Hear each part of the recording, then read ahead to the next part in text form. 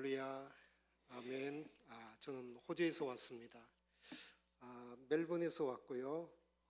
호주 멜번 지도를 펴보면은 제일 아래쪽에 있습니다. 저는 김동지 목사라고 합니다. 자라고 성장할 때 이름 때문에 많이 놀림을 받곤 그렇게 했죠. 그래서 하나님 앞에 기도했습니다. 하나님, 제가 이름 때문에 많이 놀림을 받는데 지혜를 주세요. 그렇게 했더니 하나님이 이런 깨달음을 주셨어요. 한 번 동지는 영원한 동지다. 할렐루야. 그래서 제가 가는 곳마다 그렇게 외칩니다. 한 번 동지는 영원한 동지다. 서현교회 여러분들은 주님의 한 번 동지가 되어져서 영원한 하나님의 동지가 되어진 줄로 믿습니다. 아멘. 먼저 서현교회 그러면은 제일 먼저 떠오르는 것이 김경원 원로 목사님입니다.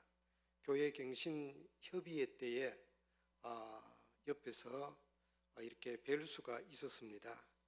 서현교회와 한국 교회를 위하여서 보여주신 목사님의 모습은 후배들에게 많은 도전이 되곤 그렇게 하였습니다. 그래서 목사님 앞에 참 감사의 마음을 전해드립니다. 이상한 목사님은 총신에서 함께 공부하면서 좋은 선배로서 좋은 동력자로서 항상 저에게 여러 가지 도움을 주신 귀한 목사님입니다. 그래서 이 자리에 정말로 감사합니다. 며칠 동안 특별 새벽기도회와 부흥회를 통하여 깊은 감동과 은혜를 저와 집사람이 받았습니다. 그러면서 그런 생각이 들었습니다. 담임 목사님 그리고 서현교회 여러 성도들이 깊은 영성을 소유하였고, 그리고 그 영성으로 하나님 앞에 예배드리고 찬양하고 그렇게 섬기게 되어지니 교회가 참 은혜로운 교회, 정말로 좋은 교회가 되어졌다고 그렇게 생각하면서 정말 감사하며 하나님 앞에 영광을 올려드립니다. 감사합니다. 저는 2001년도에 호주로 갔습니다. 지금 부산 수용로에서 담임으로 사역하시는 이규현 목사님께서 저를 노량진 강남교회 부목사로 있을 때 초대를 해 주었어요. 처음에 이런 생각을 했습니다. 내가 해외로 왜? 그런 생각을 했습니다. 이민자들은 나름대로 똑똑한 분들인데 내가 왜 가야 하느냐? 하나님, 저는 가지 못합니다. 차라리 한국에서 목회할 수 있도록 도와주세요. 도심지가 아니어도 괜찮습니다. 변두리라도 좋습니다. 교회 성도들과 더불어서 삼사 먹으면서 인생 얘기하면서 그렇게 목회하고 싶은데요. 여러분들이 보시기에도 그렇지만은 약간은 제가 도시형보다는 약간 시골형입니다. 그래서 도심지보다는 시골이 더 어울리는 스타일이기 때문에 하나님 그리로 가게 해주면 안 됩니까? 그렇게 했는데 한 번은 당시 노량진에 강남교육이 있는데 송태훈 목사님께서 부교육자들과 더불어 함께 충명기도원에 가서 기도하자고 그렇게 하였습니다. 그래서 가서 기도를 하는데 전부 흩어져서 나무 뿌리 붙잡고 기도하라 이렇게 하셨어요. 그래서 기도하는데 그날따라 기도하는데 호주에서 생활하는 사람들이 머리에 자꾸 생각이 나면서 얼마나 아픈지, 그래서 눈물을 흘리면서 기도하였습니다. 한 번도 본 적이 없었습니다. 안 가려고 하였던 그곳에. 기도가 다 마치고 난 다음에 어떤 마음을 하나님이 주셨느냐고 질문을 하더라고요. 그래서 제가 목사님, 저는 기도할 때에 호주에 살고 있는 사람들을 생각할 때 마음이 너무 아팠습니다. 그래서 정말 그들을 위하여서 눈물로 기도하였습니다. 그렇게 말씀을 드렸더니 목사님께서 다음과 같이 말씀을 하였어요. 하나님께서 기도하는 가운데 아픈 마음을 주시는 것은 그게 하나님의 마음이요, 하나님께서 부르시는 소명의 현장일 수 있다. 그렇게 말씀을 하여 주었어요.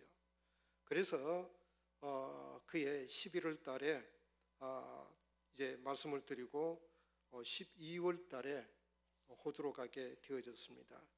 호주에서 이제 부목사로 호주 시드니 교회에서 사역을 하고 있는 가운데 호주 빅토리아 주에 동성애라고 하는 큰 문제가 생겼습니다. 이 문제 때문에 굉장히 혼란스럽게 되어졌어요. 어느 날 담임 목사님과 장로님들이 부르시더니 김 목사 멜번으로 가서 교회를 개척해, 그렇게 말씀하시더라고요. 그래서 또다시 질문했어요. 제가요? 제가 왜요? 그렇게 얘기를 했어요. 그렇게 하면서 안 가려고 그렇게 하였습니다. 멜번에서 사람들이 와서 목사님 같이 개척합시다, 그렇게 하여서 가서 호주 멜번에서 개척을 그렇게 하게 되어진 것입니다. 눈물로 시작하게 되어졌고요. 많은 어려움과 아픔도 있었습니다. 부흥의 날 박 목사님께서 이민 사역을 하시면서 굉장히 힘드셨다고 그렇게 하였는데, 심정적으로 정말 그곳은 힘든 곳이기도 그렇게 합니다. 10년 하면은 되겠지 하여서 10년 하고 난 다음에 하나님 저 10년 했으니까 됐지요, 그렇게 했습니다. 그리고 난 다음에 다시 해가지고 20년 하였습니다. 그리고 20년 하고 난 다음에 해외에서 사역하고 있는 선교사님들 가운데 20년 이상 하신 선교사님들을 초대를 하였습니다. 여행 경비를 대어드리고 숙박시설을 제공하고 쉼을 위한 여행을 해드리고, 그리고 온갖 그 여러 가지 어렵고 힘든 부분들에 대한 얘기들을 갖다가 같이 많이 나누곤 그렇게 하였습니다. 그리고 온 교인들과 더불어서 선교 집회를 하였습니다. 교인들이 많은 은혜를 받았고요, 선교사님도 은혜를 많이 받게 되어진 것입니다. 그리고 20년 지나면서 3개월의 안식 휴가를 받아서 그래서 베트남 선교 현장과 이곳에 올 수 있게 되어졌습니다. 그리고 여러분들을 만나게 되어지니 너무너무 좋은 거 있잖아요. 너무너무 좋아요. 할렐루야. 너무너무 좋습니다. 오늘은 선교위원회 헌신 예배가 되어집니다. 그래서 가장 먼저 하고 싶은 말이 있다고 한다면은 칭찬하고 싶다고 하는 겁니다. 첫 번째 메시지가 칭찬입니다. 교회에 도착을 하여서 주부를 보았습니다. 그리고 또 그 게시판을 쭉 살펴보면서 사진기를 내 가지고 사진을 쭉 찍고 숙소에서 한 분 한 분을 바라보았습니다. 서현교회가 이곳 아시아 지역 동북 지역에서 일본을 비롯하여서 시국 그것을 향하여서 또 북방의 몽골 지역을 향하여서 선교를 할 뿐만 아니라 아래쪽으로 내려가서 필리핀을 선교하고 인도 차이나 반도의 태국과 미얀마, 라오스, 그리고 베트남, 캄보디아는 빠졌더라고요. 그렇게 해서 그곳에 사역을 하고, 그 다음에 중부 지역으로 가면서 인도, 방글라데시, 서아시아 지역의 튀르키예, 그리고 유럽 쪽으로 건너가서 헝가리와 영국까지, 그리고 아메리카 대륙으로 가서 보니까 캐나다 지역, 중미 지역으로 가서 엘살바도르와 과테말라, 남미로 가서 아르헨티나, 이렇게 쭉 선교를 하시면서 단독 선교사 그 6가정을 파송을 하였고, 틀릴 수도 있습니다. 그리고 협력 선교사 20가정, 아무튼 저 주보에 글자가 작아가지고 막 동그라미 치면서 계산을 해보았거든요. 이렇게 하면서 이게 정말 귀하다, 그런 생각을 갖게 되어졌어요. 2024년도에 또 해외 비전 트립을 위하여서 우간다, 여러분 우 가시기를 바랍니다. 그래서 우 가셔가지고 그 아프리카 우간다에 가서 사회 현장도 보시고요, 아르헨티나로 가시기를 바랍니다. 그래서 많이 보고 가슴이 열리고 또 가슴을 담아서 기도할 수 있기 때문에 그렇습니다. 그리고 헤링교회와 함께 파트너십을 이루면서 두만강 프로젝트, 중국 쪽에 현재는 문이 많이 닫히고 있습니다. 선교사님들이 많이 나와서 중국 사람들이 현재 있는 곳으로 많이 흩어지고 있는 이런 가운데서 만주 지역의 연해주와 그리고 연변 지역을 통하여서 북한 지역을 접근하여서 복음을 전할 수 있는 이와 같은 상황이거든요. 그래서 여러분들이 가까이 있으니까 많이 가시게 되어지기를 바랍니다. 호주 가운데도 지도 남쪽에서 저 북방 선교를 하려고 하니까 너무너무 멀어요. 여기서 오니까 가깝더라고요. 그래서 여러분들이 정말 잘 하시기를 바라고요. 기관 지원도 하고 농어촌 교회 지원도 하고 선교 기관도 지원을 하고 또 원로목사님 중심으로 군인 선교도 활발하게 하시고 지역 사회 봉사도 하시고 그러면서 또 형제 교회도 지원을 하고 이렇게 하니까 정말 잘하고 있다. 그래서 서형교회는 과연 축복의 통로다, 그런 생각을 갖게 되어졌습니다. 제가 여러분들에게 박수를 보내드립니다.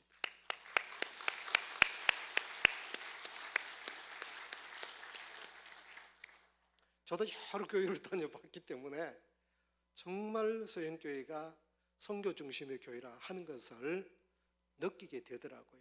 얼마나 감사한지요. 이런 생각을 하게 되어졌습니다. 21세기에 C.S. 루이스라고 찬사를 받게 되는 팀 켈러라고 한 분이 선책 중에 센터 처치라고 하는 것이 있습니다. 두꺼운 책이기도 합니다.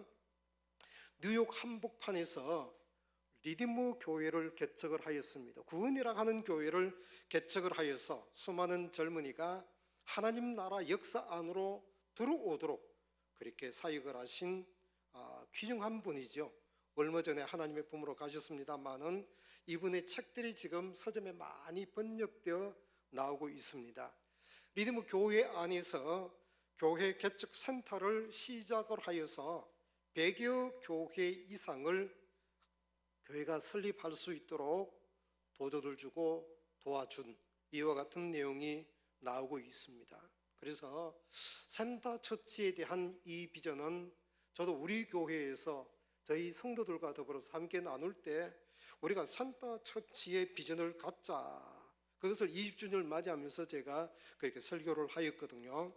그래서 서현교회야말로 정말로 센터 처치의 비전을 가지고 실천하는 그런 교회라고 하는 것을 믿습니다. 아멘. 그리고 앞으로 선교위원회를 중심으로 하여 더 잘하게 되어지기를 주님의 이름으로 축복합니다. 아멘. 첫 번째는 칭찬이었고요. 두 번째 메시지는 선교사님들에 대하여서 좀 더 이해를 해드리고 그분들을 위로하고 그분들을 위하여 기도하자 하는 내용의 말씀이 되겠습니다. 하나님께서 우리를 부르셨습니다. 어떤 사람은 목회자로 불렀고 어떤 사람은 선교사로 불렀고 어떤 사람은 교회 장로님으로 권사님으로 또 지사님으로 교사로서 교회 사역자로 그렇게 불러주셨다고 하는 것입니다. 그리고 하나님께서는 선교 동문자로 불러주셨고 또 선교를 할 수 있도록 후원자로 하나님께서 불러주셨다라고 하는 것입니다. 그래서 하나님께서는 모든 성도로 하여금 하나님의 일을 하도록 그렇게 하시고요.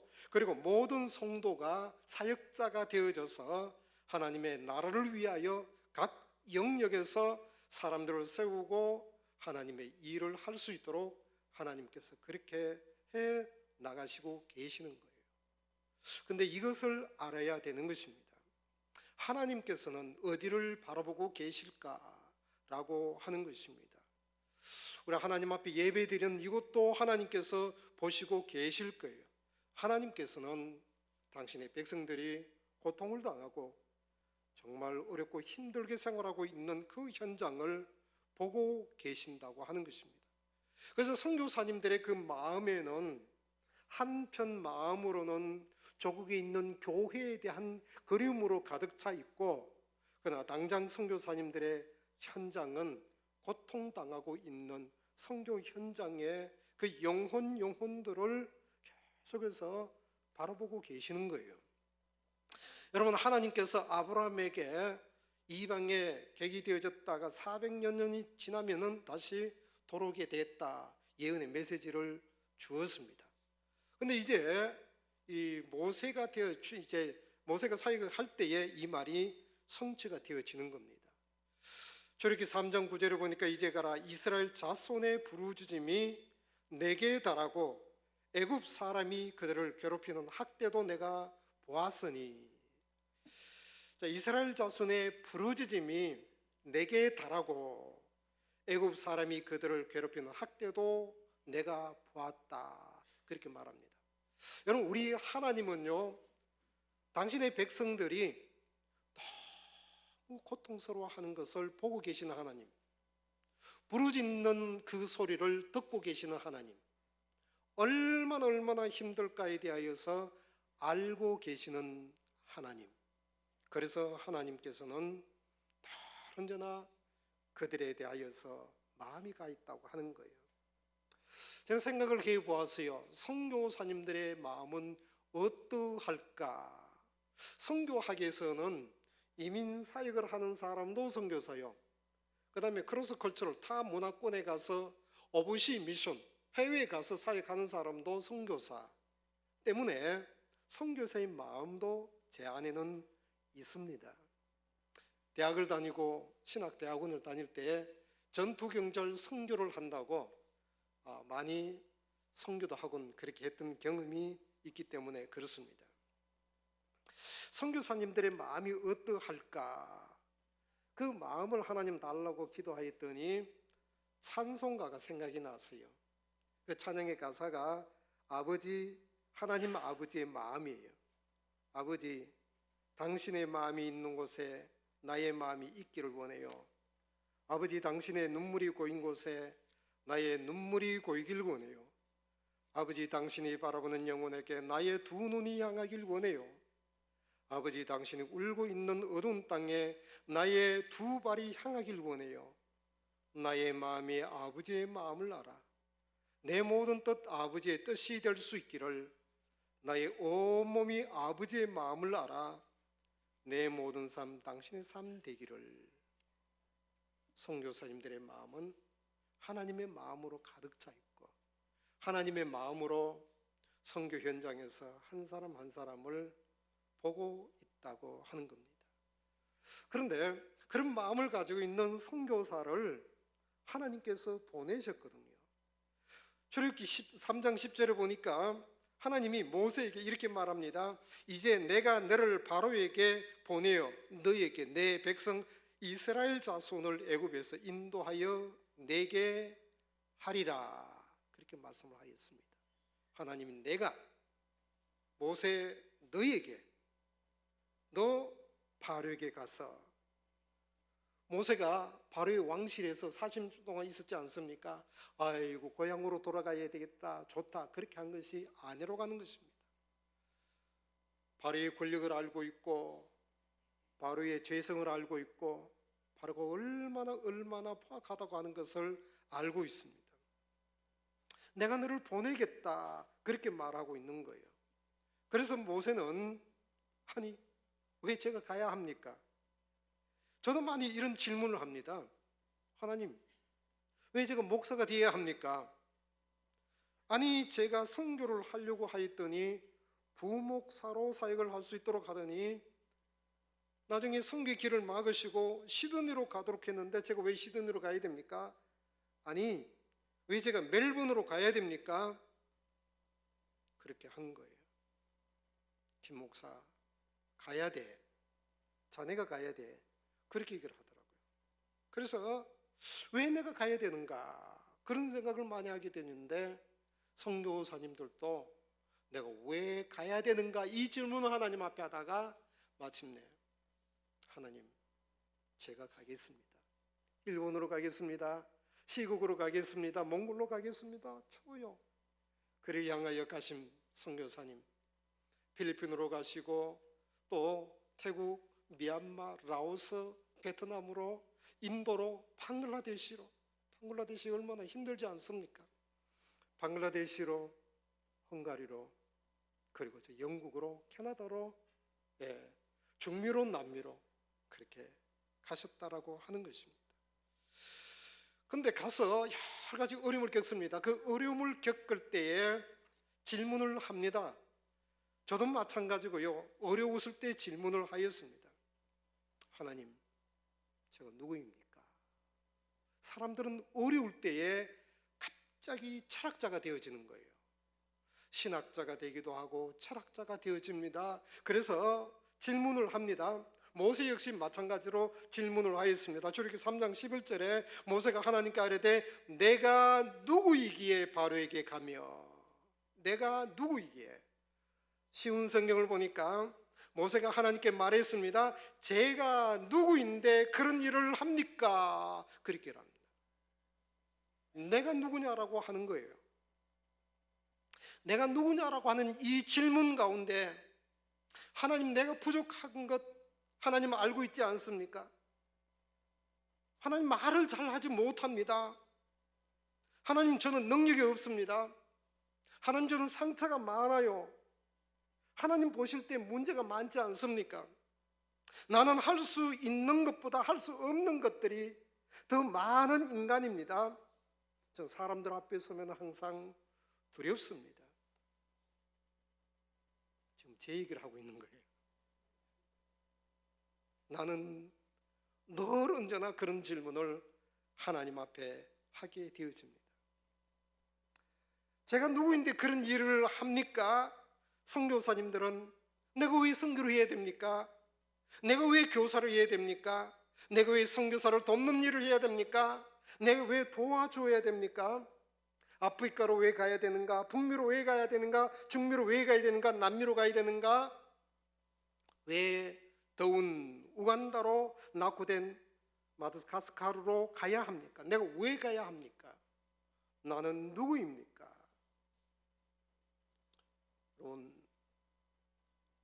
환경이 좋은 나라든지 나쁜 나라든지 고향을 떠나서 나그네 삶을 살아가고 있는 모두에게 밀려오게 되어지는 것은 그런 여러 가지를 느끼게 되어지는 것입니다.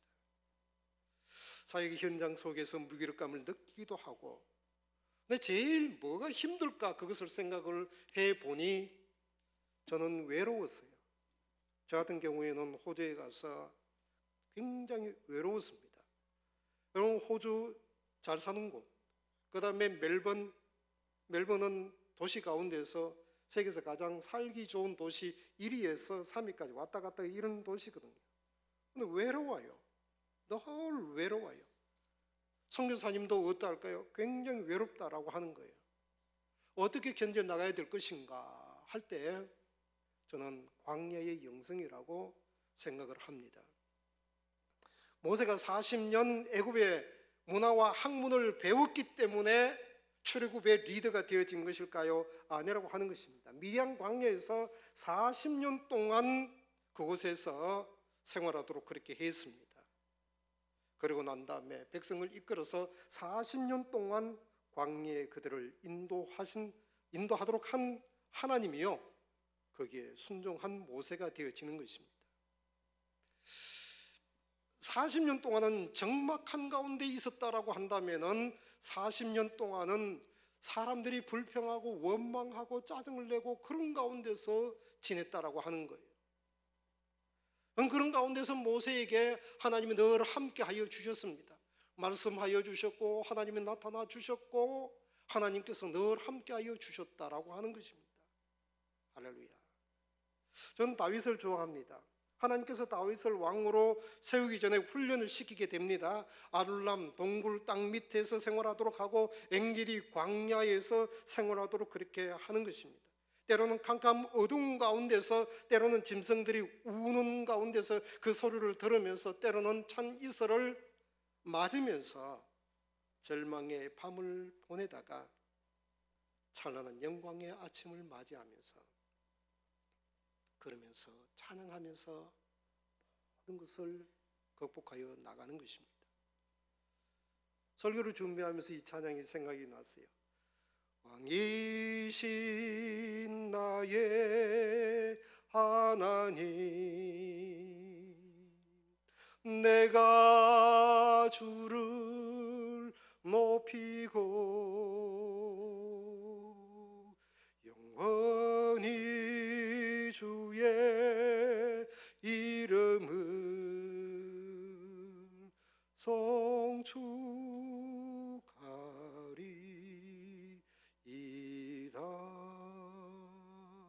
왕이신 나의 하나님, 내가 주를 높이고 영원히 주의 이름을 성취하리이다.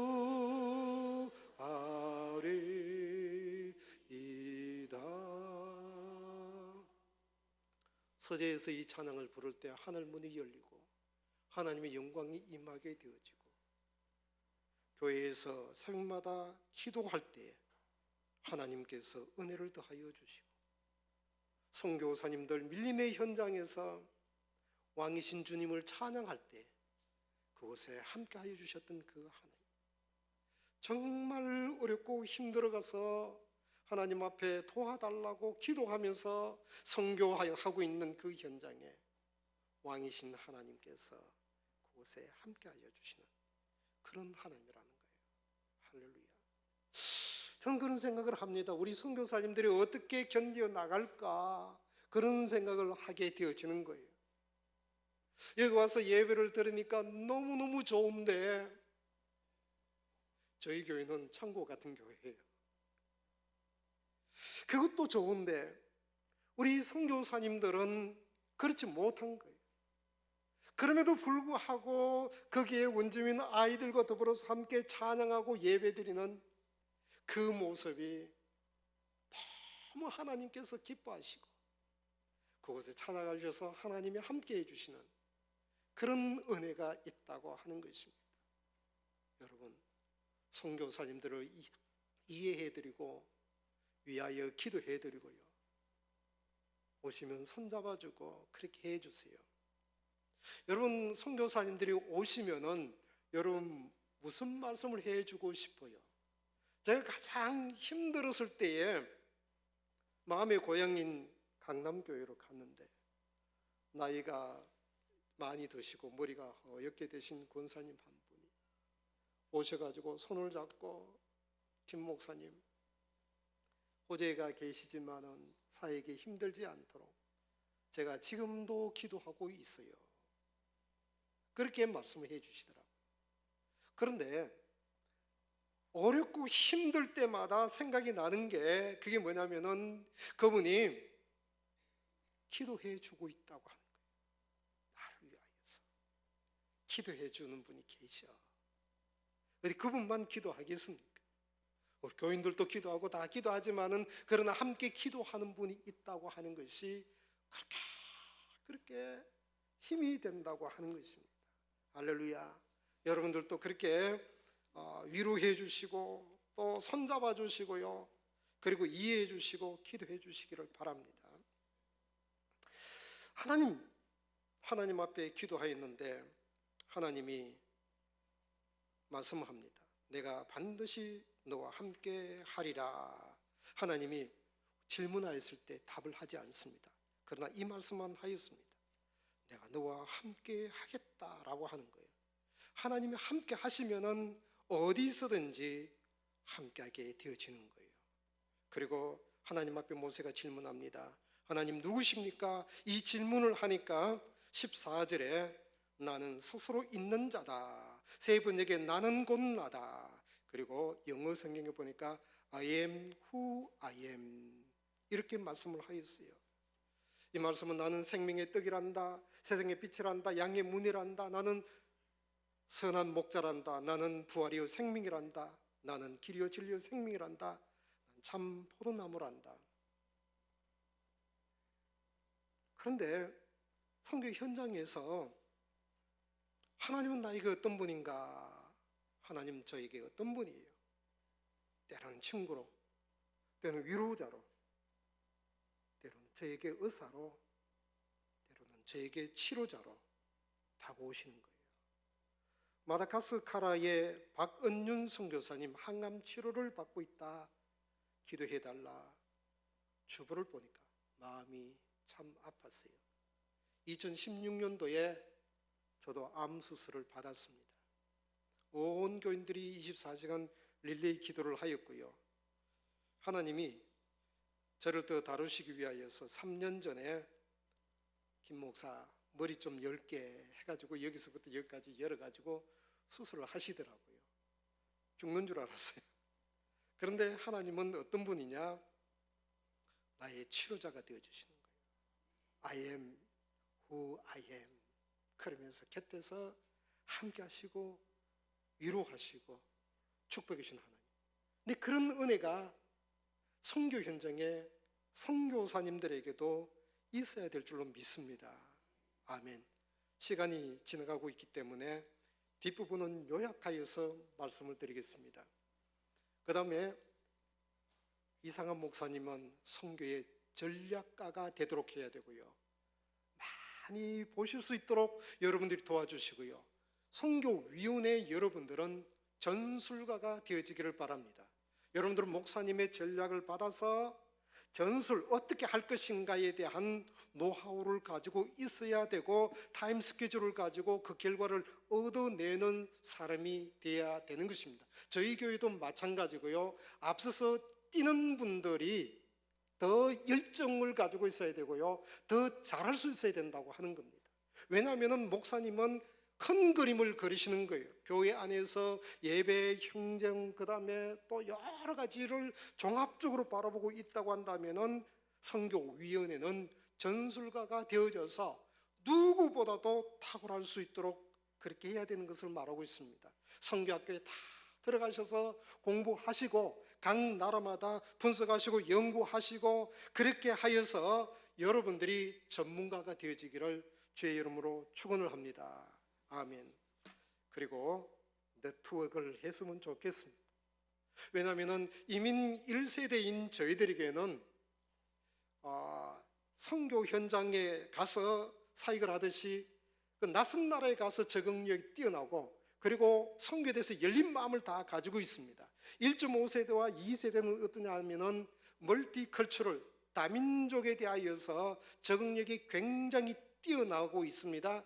호주와 같은 경우에는 다민족 사회거든요. 그래서 모든 사람들을 다 아우를 수 있는 이와 같은 자질을 가지고 있는 젊은 학생들의 그룹과 청년들의 그룹들이 저희 교회 안에도 있고 이민자 교회 안에 많이 있습니다. 이제는 디아스포라 한인 교회들과 이 모교회인 한국 교회와 네트워크를 이루면서 함께 하나님의 일들을 잘 감당해 나갈 수 있게 되기를 바랍니다. 할렐루야. 한 가지만 더 부탁을 하겠습니다. 그거는 뭐냐면은 시대가 바뀌는데 젊은 세대는 MZ세대다 그렇게 얘기를 하고 있고 IT에 익숙하고 있고요. 1910년도 이후에는 A세대 혹은 알파세대라 그렇게 얘기를 하고 있기 때문에 다른 세대입니다. 문화가 다르면은 어떻게 되냐면은 자녀들은 선교 대상이라고 하는 것입니다. 그래서 자녀들이 이제는 문화가 달라졌기 때문에 선교 대상이기 때문에 안에 밖에 선교 대상자들이 너무 많이 있지만은 최선을 다하여서 여러분들의 자녀들을 선교하게 되어지기를 주님의 이름으로 축복을 합니다.